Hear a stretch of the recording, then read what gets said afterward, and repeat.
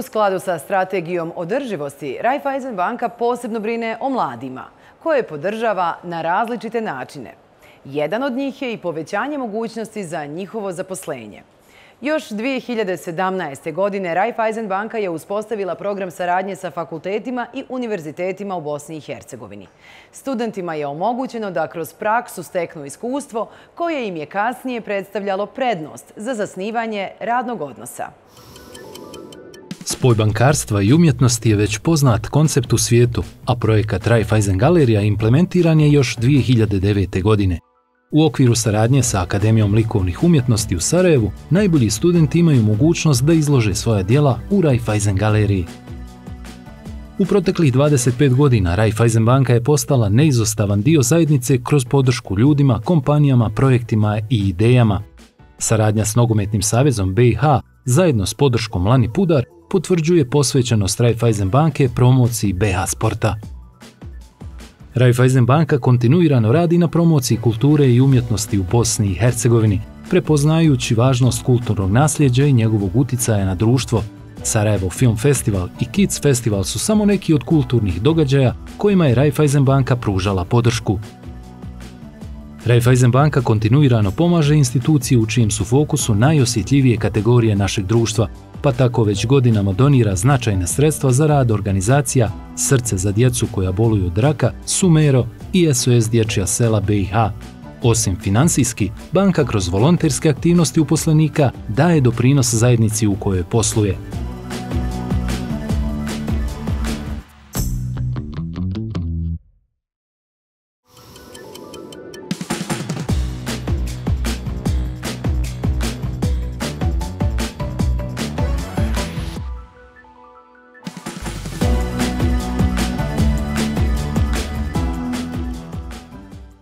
U Raiffeisen klub Kutku danas imamo čast ugostiti dekanesu Ekonomskog fakulteta Univerziteta u Sarajevu, gospođu Melihu Bašić. Dobar dan i dobrodošli, ili bolje da kažem hvala vam što ste nas ugostili u prostorijama Ekonomskog fakulteta Univerziteta u Sarajevu. Hvala Maja i hvala Raiffeisen banci na poziv. Ekonomski fakultet u Sarajevu još od 1952. davne godine obrazuje nove ekonomske stručnjake. Kako se prema vašem mišljenju, gospođo Bašić, razvijala uloga ekonomije, interesovanje za ovu oblast, evo u ovom periodu više od 70 godina postojanja ove izuzetno značajne obrazovne institucije u Bosni i Hercegovini? Pa, Ekonomski fakultet je jedna od najstarijih institucija ovog tipa u Bosni i Hercegovini. Da budem precizna, ove godine mi slavimo 73 godine, 15. oktobra, da budem još preciznija, ove godine postojanja Ekonomskog fakulteta. I kada govorimo o ekonomistima generalno, možemo govoriti sa dva aspekta. Jedan je aspekt u biti zbog čega mladi ljudi biraju ovu profesiju. A drugi aspekt kako se ona mijenjala ovim svim godinama. Mijenjala se značajno, kao što se sve promijenilo u ovom vremenu i sve se dinamičnije mijenja. Šta se u stvari dešava?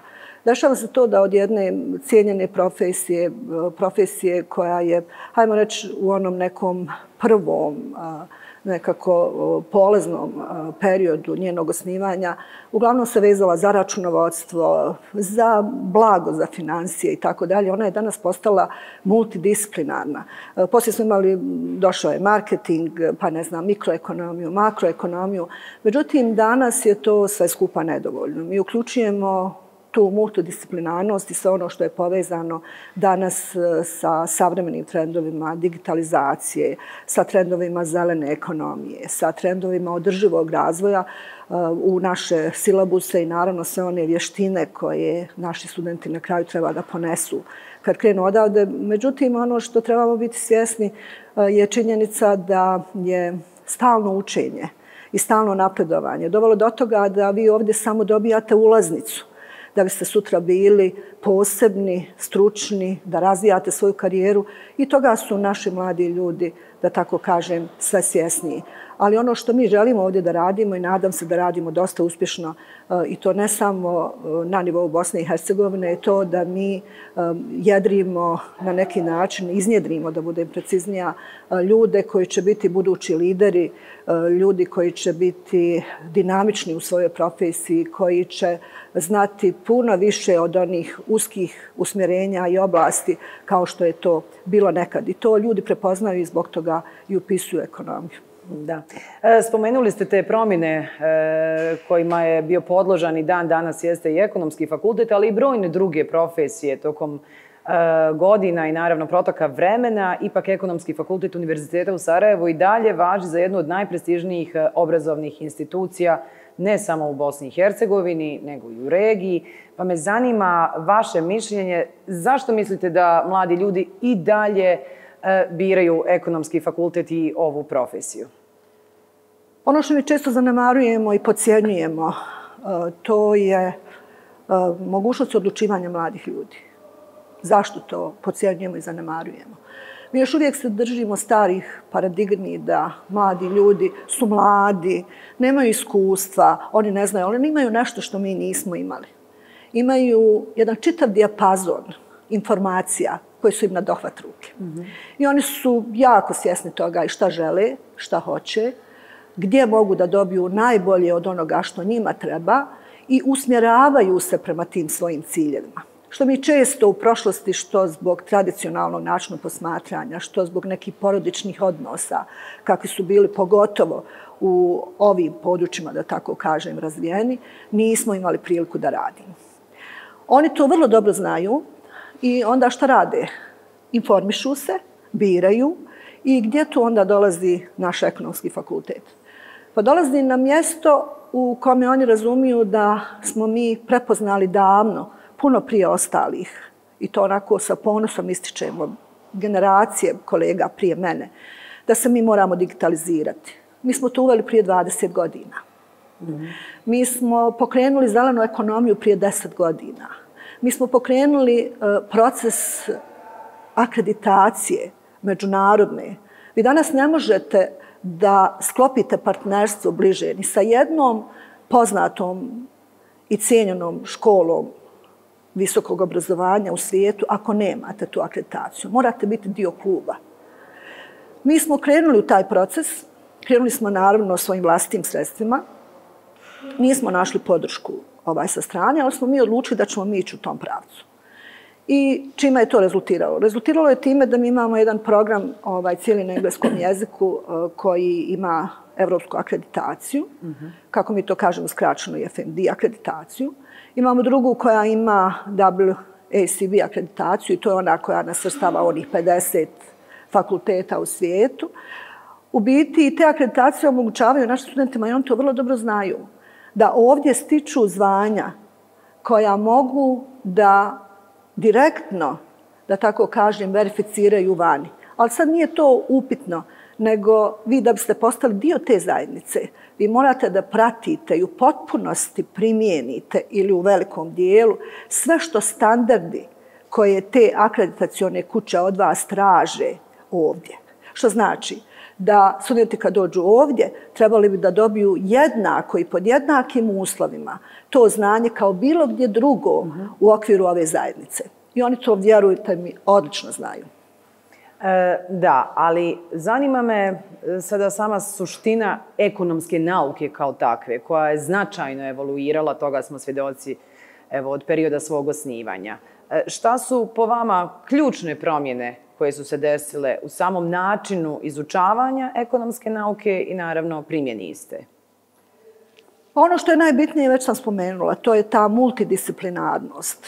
Vi ne možete danas niti da imate jednog odgovarajućeg ekonomistu da on nema takav pristup.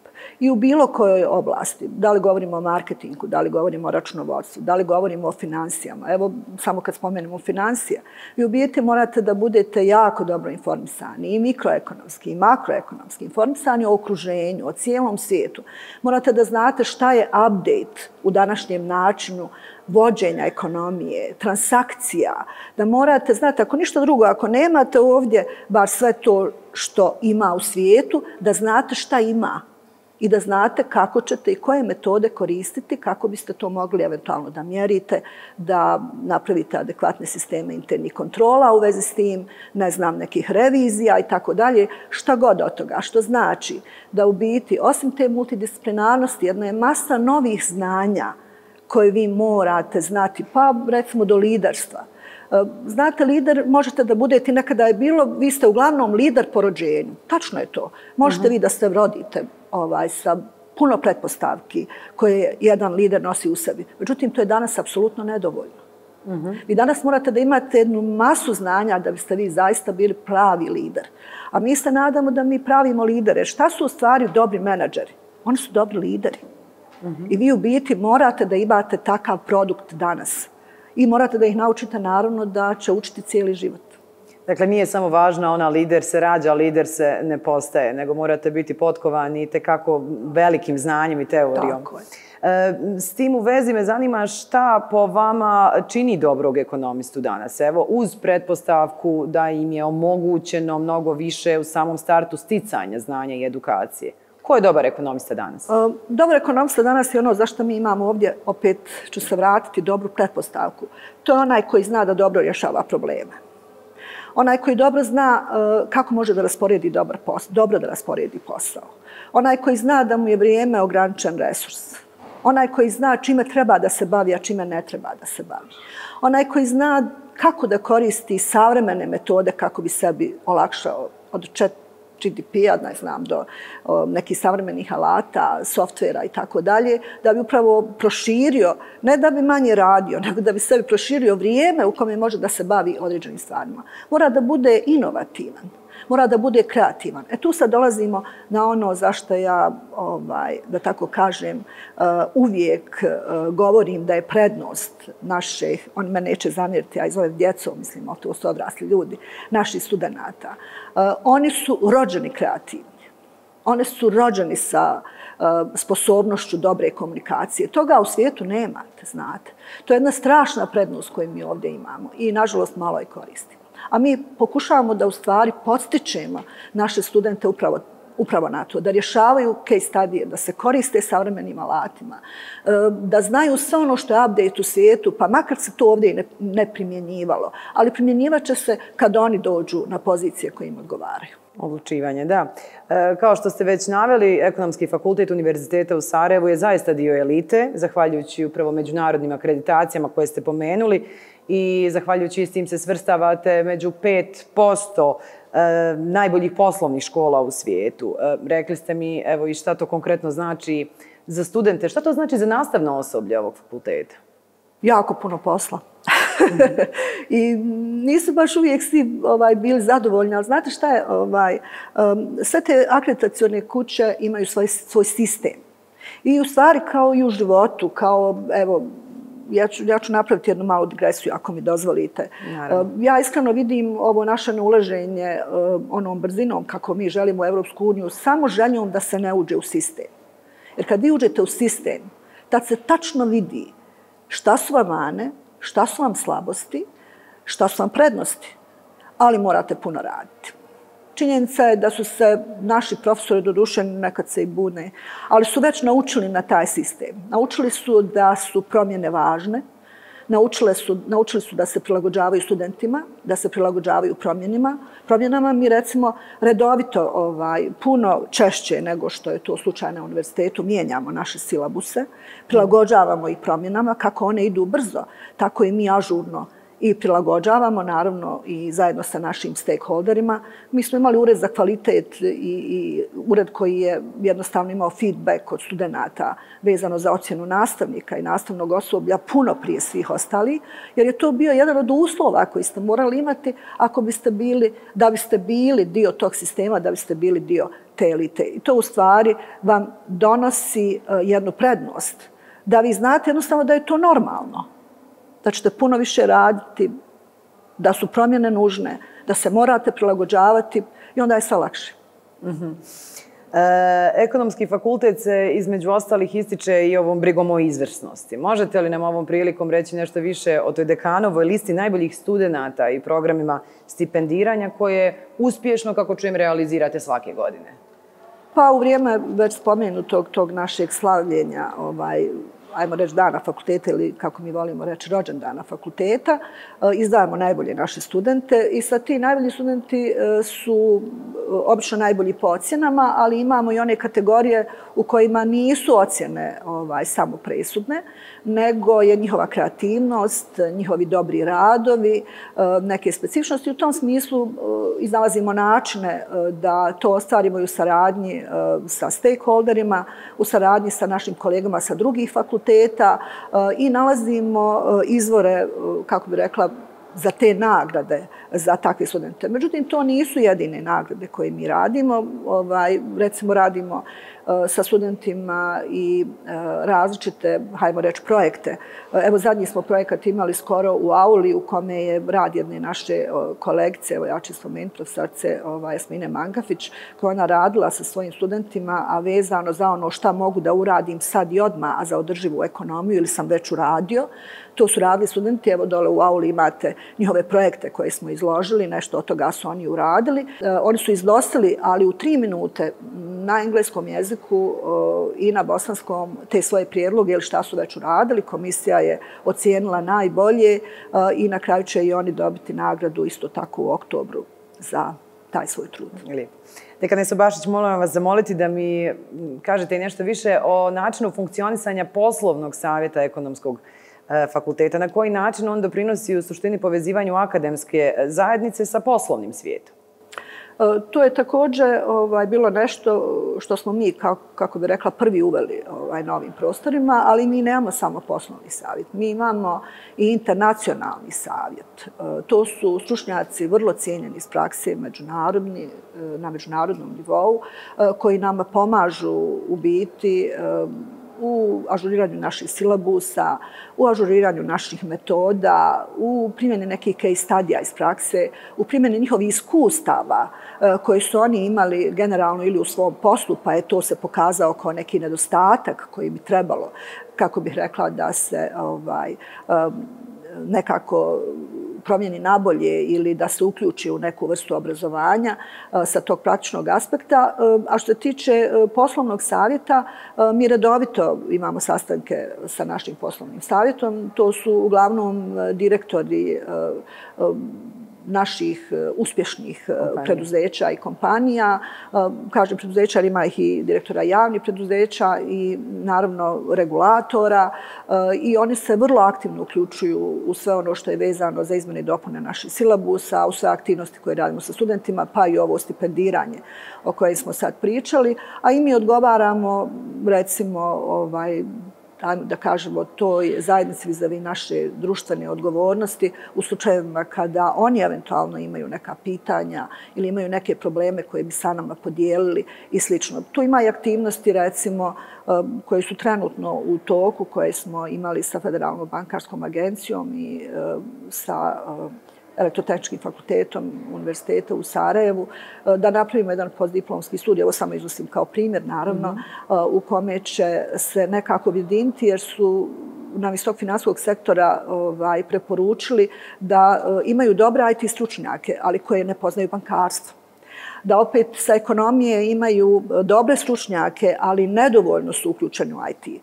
I da napravimo, odnosno generalno ono što se tiče primjene digitalizacije u ovoj oblasti. Onda smo odlučili da zajedno s njima, prema onome što njima treba kao potreba, a na inicijativu Federalne bankarske agencije i direktora Federalne bankarske agencije magistra Jasmina Mahmuzića u biti, da izađemo im u susret i da napravimo jedan novi postdiplomski studij koji bi nekako riješio taj problem.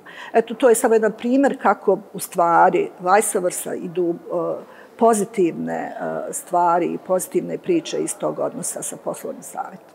Da, evo, dakle, iz odgovora u odgovor se potvrđuje činjenica da sarađujete sa brojnim i kompanijama i, kao što ste rekli, i preduzećima, među kojima mi danas ipak želimo da istaknemo Raiffeisen banku, koja ove godine slavi 25 godina postojanja u Bosni i Hercegovini.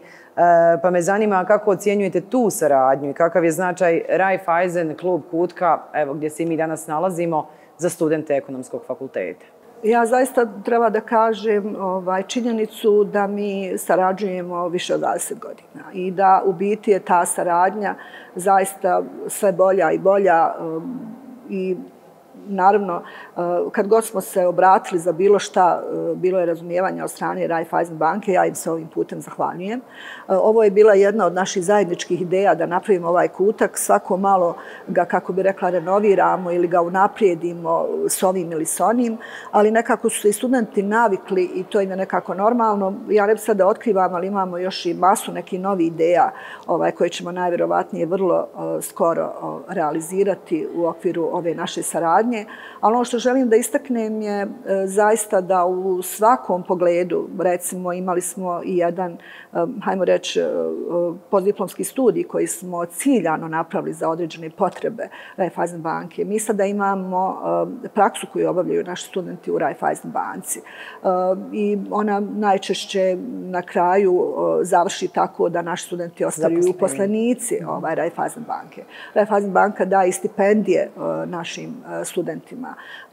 Prakse naših studenata su također nešto što je uobičajena praksa kada je riječ o saradnji između Raiffeisen banke i Ekonomskog fakulteta. Ja zaista imam sve pohvale u tom smislu. Nikada kad smo radili bilo koji eventa, treba da shvatite da jedna od stvari naše vezana za društvenu odgovornost koju mi provodimo ovdje, onako od svog postanka i prije rata i poslije rata, u biti je uvijek podrazumijevala jednu aktuelnost vezano za sve što se oko nas i unutar zemlje dešava.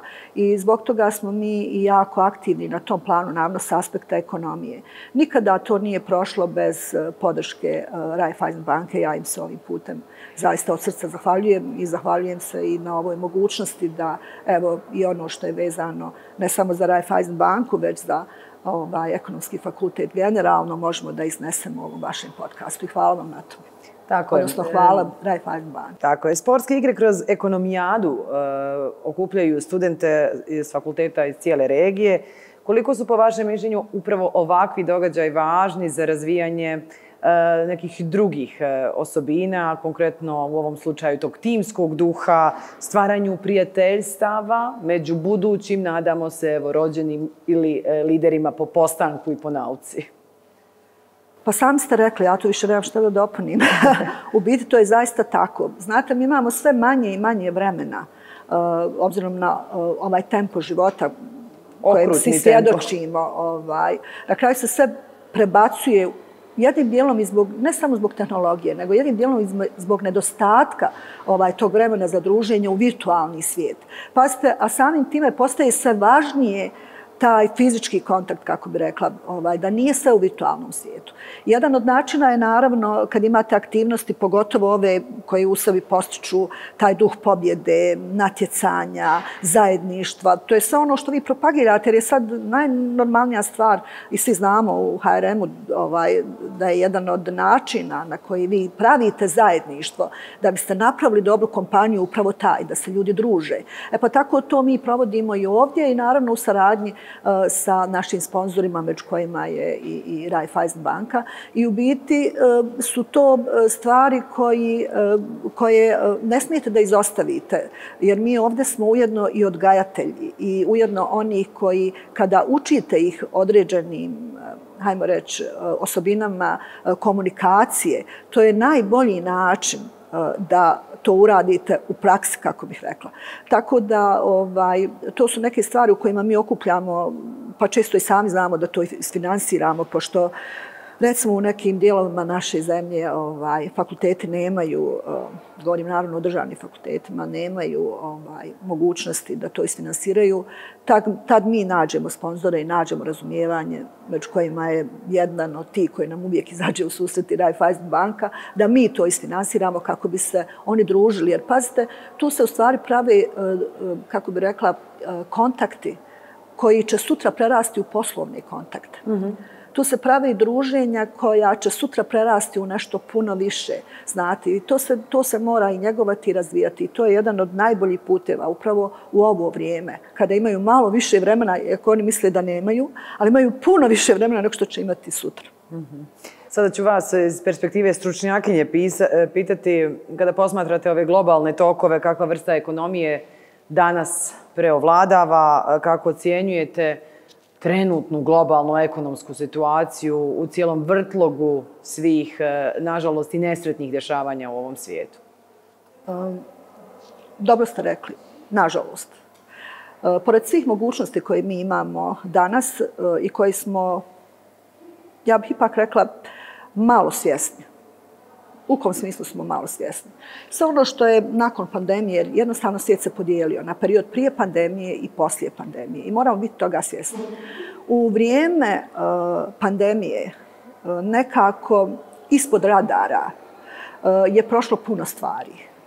I svijet je počeo jednim ubrzanim tempom da ide ka svijetu digitalizacije, ka svijetu koji apsolutno nema ni 10% od onoga što smo mi prije radili, kako smo radili. Ovo je jedan vrlo kratki prelazni period. Vidite da se sve akcelira, sve je ubrzano i sve ide brže i brže. U tom svijetu u kome je virtualni svijet nadvladava, je jako teško, ako nemate određene pretpostavke, da se snađete. Sad ću vam reći da se trenutno siva ekonomija nalazi u poziciji da je ona nekoliko puta jača i veća, i to se nikad do sada nije desilo. To je ono ispod radara, kako mi kažemo, u odnosu na ono čega smo mi svjesni. I to je strašno. I to se naravno dešava kao posljedica onoga što mi imamo razvojem digitalizacije. A digitalizacija je neminovnost. Automatizacija, digitalizacija je neminovnost. Ali ona nije praćena adekvatnom kontrolom, nije praćena odgovarajućim propisima koji bi spriječili njenu zloupotrebu, nego obratno. I tu se naravno posljedično pojavljuje jedna masa, kako bi rekla, događaja koji mi zbog političke situacije i svega oko sebe nismo svjesni, jer se jako brzo dešavaju. Mi u stvari ulazimo u jedan svijet kompjuterizacije, digitalizacije, jedan virtualni svijet koga nismo ni svjesni. A ništa ne radimo na zaštiti, prije svega na zaštiti našeg identiteta. Jer sada je sve dostupno. I nismo svjesni koliko je dostupno. Jer sve što jednom krene u elektronski zapis, to se više nikad ne briše. I samo je stvar koliko ste vi dovoljno upoznati i koliko ste vi dovoljno sposobni da te podatke i obrazovani, da te podatke ili iskoristite u pozitivnom smislu ili da iskoristite u negativnom smislu. I mi u stvari ovdje moramo, i to je ono što nam nedostaje, i to je ono što mi moramo imati ovdje podršku, a nažalost nemamo je kakav bi trebala da bude, a to je da educiramo djecu upravo u tom smislu da mogu da odgovore tim novim izazovima. Jer ako to ne bude slučaj, imat ćemo velikih problema. U stvari ta siva, podzemna ekonomija će nadvladati ovu o kojoj sad pričamo. I sad ispod radara prolaze sve te stvari, kako se obično kaže u slengu, iz razloga što se mi bavimo političkim situacijama, iz razloga što se mi bavimo nekim, ja ću to bez obzira kako nekom izgledalo trenutno važno, stvarima koje, vjerujte mi, samo skreću pažnju od onoga što je u stvari cilj da se trenutno odradi kada je o ekonomiji riječ. Misli možda globalno djeluju i lokalno bi bila ispravna krilatica u ovom trenutku i nas u Bosni i Hercegovini. I moramo biti svjesni toga i moramo to podržati. A ključ je u toj priči obrazovanja. I ono nama ne smije izmaći iz ruku. I ne smijemo dozvoliti ono što se trenutno dešava opet ispod radara, da imamo jedan... Nije problem što i trebaju djeca da idu vani, ali trebaju da se vrati. A ako im ne napravite uslove da se vrati, oni se neće vratiti. Ono što, nažalost, mogu da istaknem kao, sad neko će to shvatiti ovako i onako, pa tačno ne znam da li da to izgovorim ovako javno, što je činjenica da u biti, iako su ove okolnosti strašne, ovo što mi živimo trenutno, one su na ivici svjetskog rata, to je činjenica, pa i ovdje stvari koje mi ovdje živimo, U biti, pa možda to djelomično doprinosi i tome da se taj egzodus naših mladih mozgova, tako kaže, malo usporio i zaustavio i zaustavlja. Ali prije svega mi moramo da iskoristimo ovu priliku da obezbijedimo mladim ljudima da oni ovdje ostanu. Odnosno, da gdje god mogu da nauče nešto novo, da nauče, ali da se vrati. A oni imaju, vjerujte mi, odlične pretpostavke da sa onim znanjem koje mi damo, da mogu odmah da se uključe vani u nešto iznad toga. Vjerujte mi, naši stručnjaci odmah počinju da rade vani. I to je činjenica u stvari. Evo, upravo u ovim trenucima dok nam kroz kadare prolaze mladi ljudi, studenti Ekonomskog fakulteta Univerziteta u Sarajevu, a nastavno na ovu priču koju ste mi sada tako lijepo ispričali, šta bi bila vaša preporuka, vaš savjet tim mladim ljudima uz obavezu, naravno, nama starijima da im omogućimo najbolje moguće uslove za ostanak i edukaciju u Bosni i Hercegovini? Šta možemo njima da posavjetujemo? Da vam kažem ono što je osnovno, a to proizilazi iz mog posla koji radim u biti je edukacija i samoedukacija. Mislim, mi moramo obrazovati to na najsavremeniji mogući način kadrove i zato ne smije da nedostaje novca. Zato jednostavno moraju da se prave uslovi.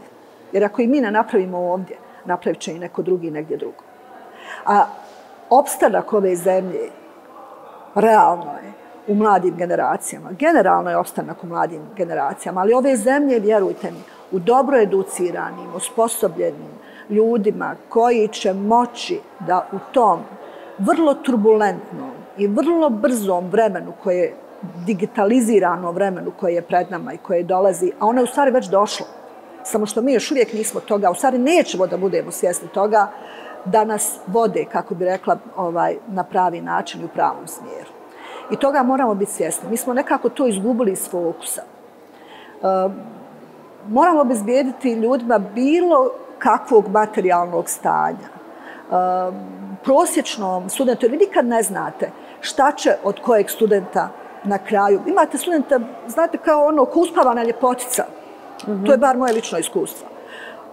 On je pa i u nekoj srednjoj školi, pa možda i na početku fakulteta i ovako i onako, a vrlo inteligentan, vrlo bistar, razmišlja na 10. interakciju. I onda se neko doba probudi. Morate naći načina da ga probudite i da napravite od njega vrsnog stručnjaka. Ali mu morate dati predispozicije za to. Ne možete ga ograničavati. I morate mu stvoriti uslove za to. Eto, ja sam za te uslove i da imamo, kako bi rekla, smisla za to i da smo svjesni toga. Eto, to je onako moja poruka, jer ono što je naše najvrijednije, vjerujte mi, generalno su ljudi najvrijedniji, ali ono što je ovdje u Bosni i Hercegovini najvrijednije, to su mladi, kreativni ljudi, ljudi sa maštom, ljudi koji su komunikativni. Nama je to u genima. Da nije tako, evo, svjedoci smo rata koji smo prošli. Ja ne znam ko bi još opstao u takvom ratu, u takvim uslovima. A mi imamo, hajmo reći, iskustvo da, eto, hvala Bogu, jesmo. Da, dakle, vraćajući se opet na priču o toliko potrebnoj edukaciji, uslovima za sticanje edukacije, kako vi vidite vezu između ekonomiste i konkretno bankarstva? Jer evo, ovdje smo povodom 25 godina Raiffeisen banke, pa se naravno prirodno naslanjamo i na tu profesiju. Može li dobar bankar biti uspješan bez temeljnog, da kažem, ekonomskog znanja? Mislim, to je ono... Ne može. Mislim, odgovor je odmah jasan. Ne može. Međutim, ono od čega moramo biti svjesni da to znanje koje smo mi trebali da nudimo prije ne 10 godina, nego prije par godina, prije 5 godina, nije isto kao ono koje treba da nudimo danas. I toga moramo biti svjesni. Ovo što mi mijenjamo kurikulume, pa mijenjamo ono, jer mi trebamo to zbog naših akreditacija i trebamo zbog onoga što želimo da budemo. I hajmo biti pošteni pa da kažemo jasno, mi želimo da budemo lideri bar kada je riječ o ekonomskom znanju i kada je riječ o obrazovanju, ne samo u Bosni i Hercegovini, nego jedan od lidera u regiji, i to nam je neka misija. Jer recimo, evo sad ove akreditacije koje imamo, imaju još samo 2 fakulteta ekonomska na Balkanu, mislim, i to u zemljama koje su već članice Evropske unije. I to treba istaći. Ova sa treća koju nadam se da ćemo dobiti će nas izjednačiti nekako ili dovesti u rang, jednak rang sa njima. Međutim, ono što želim ovdje da istaknem je da se na tome mora stalno raditi. Mi to moramo stalno unapređivati. Zato su potrebna određena sredstva. Kako mi to radimo? Mi to radimo preko projekata, što internacionalni, što nacionalni. Preko nacionalni puno manje, ali preko internacionalni puno više. I tako što uključujemo i naše studente, što uključujemo druge fakultete. Jer ono što je smisao danas, to je multidisciplinarnost. Ništa ne možete bez multidisciplinarnog pristupa. Znači, mi kao ekonomisti sad se povezujemo i evo radimo na jednom novom projektu i nadam se da od iduće godine zajednički ćemo raditi. Evo, to je neka misla sad da ja promovišem taj program sa Mašinskim fakultetom. Uključit ćemo i ovo što je bilo sa elektrotehničkima u nekom drugom projektu vezano za ono što se tiče održivog razvoja i što se tiče održive ekonomije. Znate, morate tu stalno da budete update i stalno da nudite posljednja zvanja. Mene uvijek zapara mi uši kada mi neko kaže pa znate to u nas nema. Meni je to tačno izazov da mora da bude. Djeca moraju znati šta treba, a lako ćemo mi stići taj gap. Nikad nisam za to i to je po meni jedini ispravan pristup i to je pristup koji generacije i dekana prije mene primjenjuju ovdje. Hajmo mi ovo unaprijed. Pa ćemo mi lako stizati taj gap koji je između. Jer je to jedini način da date studentima jednako znanje ili bar u maksimalno moguće jednako kao što je to u najnaprednijim zemljama svijeta. Možda mi ne možemo sve da pružimo, ali ono što je teoretski, što se trenutno zna i kako se to praktično radi negdje, to možemo. I to ćemo dokle god ekonomija i ove strukture koje ja znam i generacije koje dolaze zasigurno raditi. Dekanesa Bašić, bilo mi je veliko zadovoljstvo razgovarati sa vama i vjerujem da ste mnogim našim gledaocima u ovom trenutku proširili upravo znanja o samom ekonomskom fakultetu Univerziteta u Sarajevu. Vrlo ambiciozno, čini mi se, govorite o svemu onome što imate namjeru raditi kako bi ekonomski fakultet ostao i dalje jedna od najpoželjnijih obrazovnih institucija ne samo u našoj zemlji i regiji. Možemo li u jednoj rečenici onda zaključiti i reći šta je to budućnost ekonomskog fakulteta prema vama i na koji način će oni dalje oblikovati ekonomske misli upravo u Bosni i Hercegovini? Ja s ponosom mogu da istaknem da su svi naši studenti koji su otišli vani ili su otišli na neku razmjenu ili sa nama partnerima koji su recimo u Evropskoj uniji pokazali se u većini slučajeva kao najbolji studenti i tamo, ne samo ovdje. Naravno i naši stručnjaci i u zemlji i, kako bi rekla, su na pozicijama koje su lako prepoznatljive, što po meni dovoljno govori o tome kakve kadrove mi iznjedrimo i to nam je cilj da radimo naravno i u buduće. Ono što želim da istaknem da je cilj ekonomskog fakulteta da budemo, kako se to kaže, triple crown, i mi aktivno radimo na tome i nadamo se da ćemo to uspjeti. To znači da imamo obe akreditacije i EQUIS i FFD kada je riječ o Evropskoj uniji, da zadržimo naravno ovu akreditaciju koju smo sad dobili na 6 godina WSEB-a, da imamo još neke akreditacije, neke su 2 u pitanju, pa evo da ih sad ne iznosim, ali šta one u stvari znači? One znači da mi imamo sistem koji nas vuče da idemo naprijed. I naravno sve naše i nastavnike, odnosno sve naše osoblje i naravno naše studente uče tehnikama koje su zadnje u svijetu. Makoliko to bilo, kako bih rekla, nama teško počesto i finansijski i na svaki drugi način da izdržimo, nije baš uvijek jednostavno. Nekad se bude ili ovi ili oni ili studenti ili nastavnici, ali nekako smo na sve to naučili jer kako bih vam rekla, nema većeg zadovoljstva.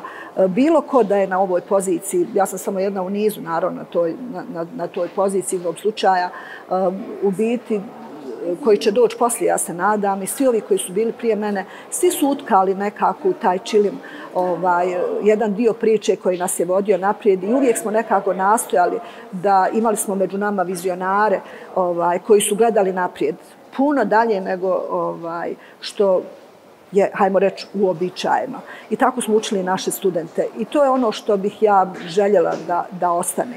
Da u stvari budemo ne samo prvi ovdje, nego da budemo prvi u regiji, a što je najbitnije, da našim studentima damo sve ono što je update od znanja i maksimalno od našeg znanja što mi možemo da ponudimo. Tako da ih pripremimo ne da budu odlični stručnjaci vani, nego da budu odlični stručnjaci u svojoj zemlji.